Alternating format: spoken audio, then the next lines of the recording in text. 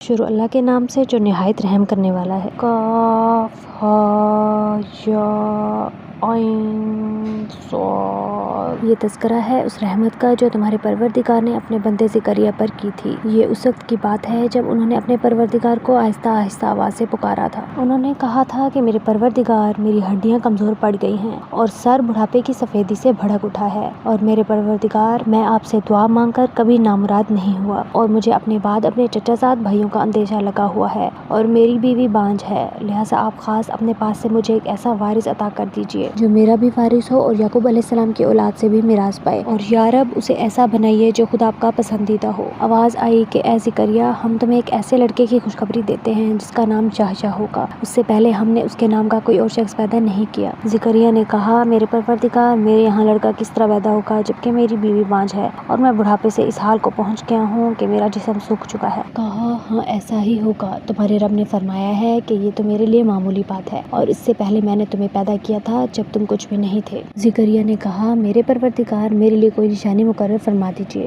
فرمایا، تمہاری نشانی یہ ہے کہ تم صحت مند ہونے کے باوجود 3 رات تک لوگوں سے بات نہیں کر سکو گے۔ چنانچہ وہ عبادت گاہ سے نکل کر اپنی قوم کے سامنے آئے اور ان کو اشارے سے ہدایت دی کہ تم لوگ صبح و شام اللہ کی تسبیح کیا کرو۔ پھر جب یحییٰ پیدا ہو کر بڑے ہو گئے تو ہم نے ان سے فرمایا، اے یحییٰ، کتاب کو مضبوطی سے تھام لو، اور ہم نے بچپن ہی میں ان کو دانائی بھی عطا کر دی تھی، اور خاص اپنے پاس سے نرم دلی اور پاکیزگی بھی، اور وہ بڑے پرہیزگار تھے اور اپنے والدین کے خدمت گزار، نہ وہ سرکش تھے نہ نافرمان۔ اور اللہ تعالیٰ کی طرف سے سلام ہے ان پر اس دن بھی جس روز وہ پیدا ہوئے، اس دن بھی جس روز انہیں موت آئے گی، اور اس دن بھی جس روز انہیں زندہ کر کے دوبارہ اٹھایا جائے گا۔ اور اس کتاب میں مریم کا بھی تذکرہ کرو، اس وقت کا تذکرہ جب وہ اپنے گھر والوں سے علیحدہ ہو کر اس جگہ چلی گئیں جو مشرق کی طرف واقع تھا۔ پھر انہوں نے ان لوگوں کے اور اپنے درمیان ایک پردہ ڈال دیا۔ اس موقع پر ہم نے ان کے پاس اپنی روح یعنی ایک فرشتے کو بھیجا جو ان کے سامنے ایک مکمل انسان کی شکل میں ظاہر ہوا۔ مریم نے کہا، میں تم سے خدائے رحمان کی پناہ مانگتی ہوں، اگر تم میں خدا کا خوف ہے تو یہاں سے ہٹ جاؤ۔ فرشتے نے کہا، میں تو تمہارے رب کا بھیجا ہوا فرشتہ ہوں اور اسی لیے آیا ہوں تاکہ تمہیں ایک پاکیزہ لڑکا دوں۔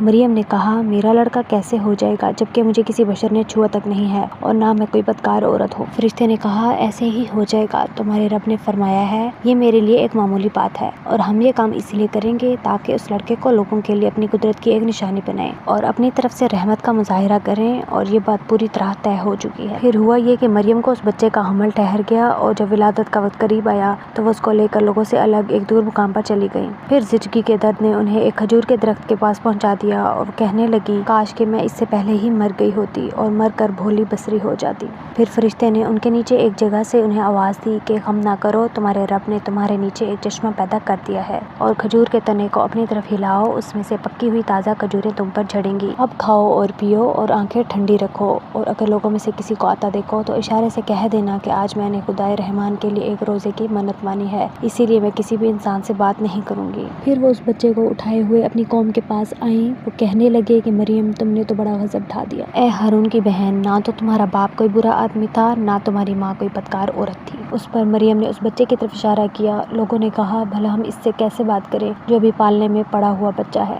اس پر بچہ بول اٹھا کہ میں اللہ کا بندہ ہوں، اس نے مجھے کتاب دی ہے اور نبی بنایا ہے۔